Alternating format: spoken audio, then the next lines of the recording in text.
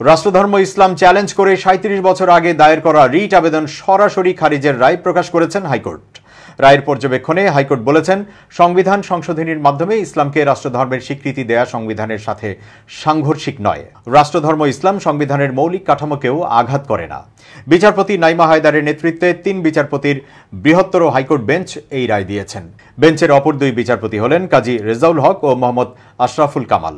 Writ আবেদনকারী এবং বিবাদী পক্ষের আইনজীবীদের সুনির্দিষ্ট আইনগত যুক্তিগুলো আমরা রায় প্রকাশ করা থেকে বিরত থেকেছি, কারণ সাংবিধানিক বিষয় সামগ্রিকভাবে আলোচনা করা উচিত। উপরোক্ত আলোচনার আলোকে রুল খারিজ করা হলো। রায় তিনি বিশ্বের বিভিন্ন দেশে বিভিন্ন ধর্মকে যে রাষ্ট্রধর্মের মর্যাদা দেওয়া হয়েছে সেই বিষয়টিও তুলে ধরেছেন। রায়ের এই পর্যবেক্ষণের সাথে একমত প্রকাশ করেছেন বিচারপতি কাজী রেজাউল হক। পৃথক পর্যবেক্ষণে বিচারপতি মোহাম্মদ আশরাফুল কামাল বলেছেন, পঞ্চম সংশোধনীর মতোই সপ্তম সংশোধনীর মূল উদ্দেশ্য ছিল সামরিক শাসন বৈধ করা এবং সামরিক শাসন প্রতিষ্ঠাকারীকে রাষ্ট্রদ্রোহিতার অভিযোগ থেকে রক্ষা করা। এই সংশোধনীতে দেশ অথবা জনগোষ্ঠীর স্বার্থ কোথায়? ২০১৬ সালের ২৮ মার্চ রাষ্ট্রধর্ম ইসলামকে চ্যালেঞ্জ করে দায়ের করা রিট আবেদন সরাসরি খারিজ করে দেন হাইকোর্ট।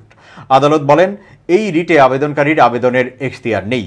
বিচারপতি নাইমা হায়দার, বিচারপতি কাজী রেজাউল হক ও বিচারপতি মোহাম্মদ আশরাফুল কামালের সমন্বয়ে গঠিত হাইকোর্টের বৃহত্তর বেঞ্চ এই রায় দেন। ১৯৮৮ সালে অষ্টম সংশোধনীর মাধ্যমে সংবিধানের রাষ্ট্রধর্ম হিসেবে ইসলামকে সংযুক্ত করেন তৎকালীন রাষ্ট্রপতি হুসাইন মোহাম্মদ এরশাদ।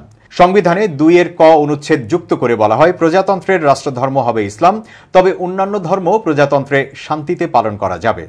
তখন স্বৈরাচার ও সাম্প্রদায়িকতা প্রতিরোধ কমিটির পক্ষে ওই বিধানের বৈধতা চ্যালেঞ্জ করে হাইকোর্টে রিট আবেদন করেছিলেন ১৫ জন ব্যক্তি। তাদের মধ্যে অনেকেই মারা গেছেন।